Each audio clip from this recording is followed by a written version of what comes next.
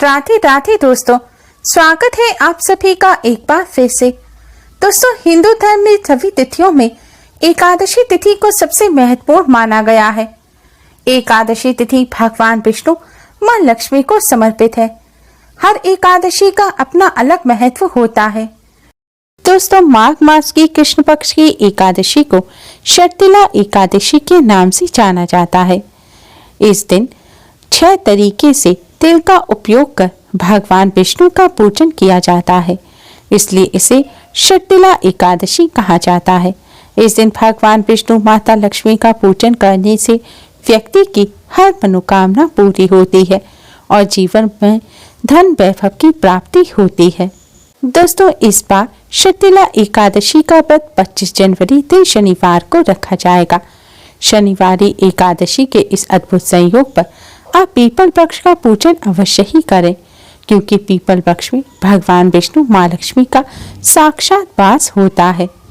और इस बार तो शर्तिला एकादशी और शनिवार के इस अद्भुत संयोग के साथ ही इस दिन कई दिव्य और दुर्लभ संयोग भी बनने से इस दिन का महत्व और अधिक बढ़ गया है।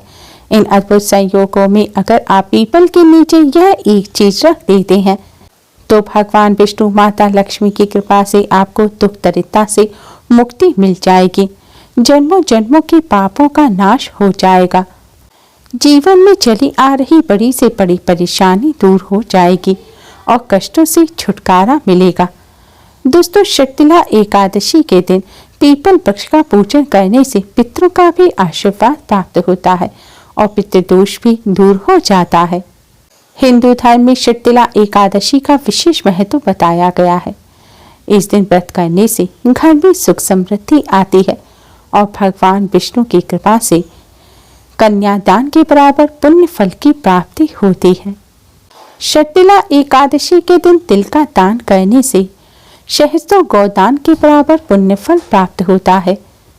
इस दिन जल में तिल डालकर स्नान करने से कष्टों से छुटकारा मिलता है।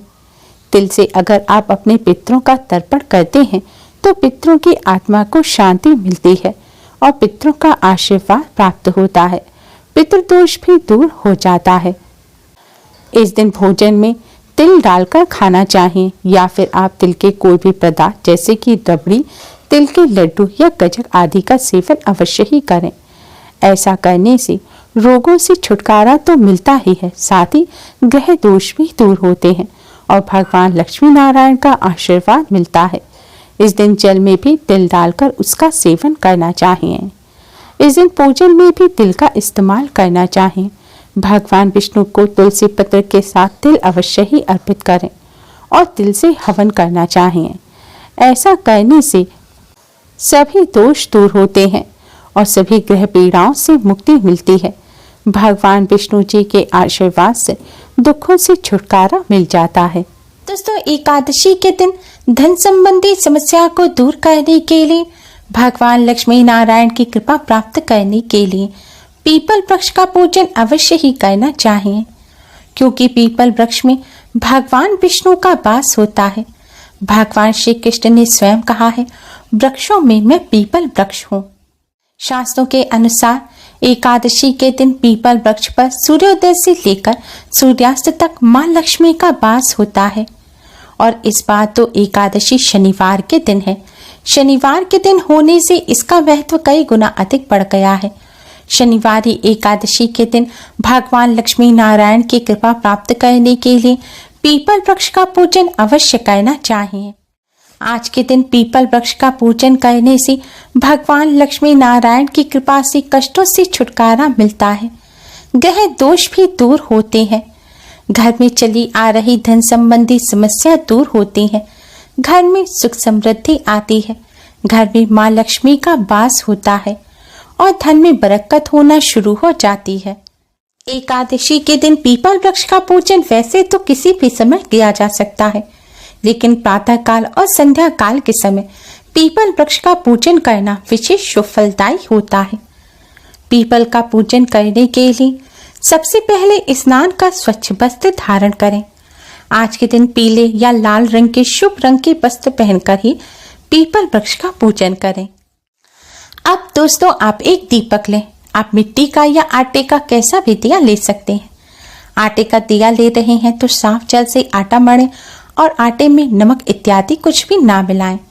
साफ जल से मढ़े आटे का आप एक दीपक बना लें। दोस्तों, अब इस दीपक में आपको घी भरना है। हो सके तो शुद्ध घी भरें। शुद्ध घी ना हो तो आप पूजन में जो घी इस्तेमाल करते हैं, मीठा तेल इस्तेमाल करते हैं, आप वह भर सकते हैं। अगर वह ना हो तो आप इसमें सरसों का तेल भी भर सकते हैं। अब इस दीपक में आप एक रुई की बाती लगाएं। अब इस दीपक में दोस्तों आपको एक चुटकी पिसी हुई साफ हल्दी और जरा सी कुमकुम डाल देनी है। इस तरह दीपक तैयार हो जाएगा।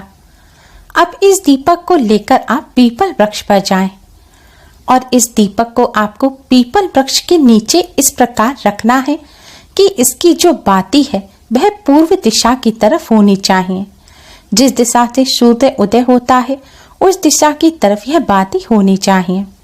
अगर आपको दिशा का ज्ञान नहीं है तो इस बाती को आप पीपल वृक्ष की तरफ कर दें। पीपल वृक्ष की जड़ में रखकर आप इस दीपक को जला दें। अब दोस्तों आप भगवान श्री गणेश को प्रणाम करें। फिर पीपल में विराजमान भगवान श्री विष्णु और धन की देवी माँ लक्ष्मी को प्रणाम कर समस्त देवी देवताओं को प्रणाम करें। अब आप भगवान विष्णु जी के 12 मंत्र ओम नमो भगवते वासुदेवाय का जाप करें। दोस्तों, हो सके तो आप इस मंत्र का 108 बार जाप करें। 108 बार ना कर सके तो कम से कम 11 बार आप इस मंत्र का जाप यहीं पीपल वृक्ष के नीचे बैठकर ही करें। 11 बार जाप करने के पश्चात दोस्तों अब मां लक्ष्मी जी के इस मंत्र का भी 11 बार जाप करें। मंत्र है ओम महालक्ष्मी नमः। मंत्र है ओम महालक्ष्मी नमः। इस तरह मंत्र का जाप करने के पश्चात दोस्तों अब आप भगवान विष्णु मां लक्ष्मी जी को प्रणाम करें और आपकी जो भी समस्या है वह भगवान जी से कहें और समस्या को दूर करने की प्रार्थना करें। भगवान विष्णु धन की देवी मां लक्ष्मी को अपने घर आने के लिए आमंत्रित करें। मां लक्ष्मी से धन संबंधी समस्या को दूर करने की प्रार्थना करें। अगर आपके ऊपर कर्ज है तो कर्ज से छुटकारा दिलाने की भी प्रार्थना करें। दोस्तों, आज के दिन इस तरह पीपल वृक्ष में विराजमान भगवान लक्ष्मी नारायण का पूजन करने से भगवान लक्ष्मी नारायण की असीम कृपा प्राप्त होती है। भगवान लक्ष्मी नारायण की कृपा से घर परिवार में सुख समृद्धि आती है, कर्ज से छुटकारा मिलता है, धन संबंधी समस्या दूर होकर धन का लाभ होना शुरू हो जाता है। ग्रहों के अशुभ प्रभाव भी दूर होते हैं। इससे कार्यों में आ रही रुकावट भी दूर होती है और कार्यों में सफलता मिलने लगती है। दुख और गरीबी से छुटकारा मिल जाता है। भगवान लक्ष्मी नारायण की कृपा से जीवन में खुशियां आने लगती हैं। इसलिए दोस्तों एकादशी के इस शुभ संयोग पर कष्टों से छुटकारा प्राप्त करने के लिए और धन संबंधी समस्या को दूर करने के लिए पीपल में विराजित भगवान लक्ष्मी नारायण का इस तरह से पूजन अवश्य ही करें। दोस्तों, अगर आप शनिदेव से संबंधित किसी दोष से पीड़ित हैं, आप पर ढैया, साढ़े साती या शनिदेव की महादशा चल रही है, तो शनिदेव को प्रसन्न करने के लिए भगवान लक्ष्मी नारायण का पूजन करने के पश्चात आप पीपल वृक्ष के नीचे बैठकर ही एक बार उच्च स्वर में हनुमान चालीसा का पाठ अवश्य करें और फिर बजरंगबली को प्रणाम कर शनिदेव को प्रणाम करें और शनिदेव से संबंधित दोषों से राहत दिलाने की बजरंगबली से प्रार्थना करें। दोस्तों, शास्त्रों में वर्णित है कि जिन पर बजरंगबली की कृपा होती है उन पर शनिदेव सदैव प्रसन्न रहते हैं। उन व्यक्तियों को शनिदेव के कभी भी कुप्रभाव सहन नहीं करने पड़ते। इसलिए शनिदेव से संबंधित दोषों से राहत पाने के लिए आप हनुमान चालीसा का पाठ अवश्य ही करें। दोस्तों, पीपल वृक्ष का पूजन करते समय कुछ बातों का विशेष तौर पर ध्यान रखें। शास्त्रों के अनुसार पीपल वृक्ष में भगवान लक्ष्मी नारायण के साथ ही समस्त देवी देवताओं, पितरों, शनिदेव का वास होता है। इसके साथ ही पीपल वृक्ष में सभी प्रेत आत्माओं को भी निवास मिलता है। इसलिए सदैव ऐसे ही पीपल वृक्ष का पूजन करना चाहिए जो मंदिर में लगा हुआ हो या जहाँ पर रोजाना पूजन किया जाता हो, या फिर अगर निर्जन स्थान पर भी है तो वहाँ पर पहले से ही भगवान की मूर्ति स्थापित हो और वहाँ पूजन किया जाता हो। बिल्कुल सुनसान स्थान पर लगे हुए पीपल वृक्ष का भूलकर भी पूजन ना करें। साथ ही अशुद्ध स्थान पर अगर पीपल वृक्ष लगा हुआ है तो उसका पूजन ना करें। आपके घर में पीपल का कोई पौधा उगाया है तो उसका भी पूजन ना करें। पीपल वृक्ष का पूजन देर रात के बाद नहीं करना चाहिए। शास्त्रों के अनुसार सूर्योदय से लेकर सूर्यास्त के 1.5 घंटा बाद तक पीपल वृक्ष में माँ लक्ष्मी का वास होता है और उसके बाद रात्रि में अलक्ष्मी का वास होता है और रात्रि में पूजन करने से घर में गरीबी आती है। इसलिए सूर्यास्त के लगभग 1.5 घंटा बाद तक ही आप पीपल वृक्ष का पूजन करें। देर रात में पीपल वृक्ष का पूजन भूलकर भी ना करें। सूर्यास्त के बाद से ही पीपल वृक्ष का स्पर्श ना करें। पीपल वृक्ष पर जल भी ना चढ़ाएं।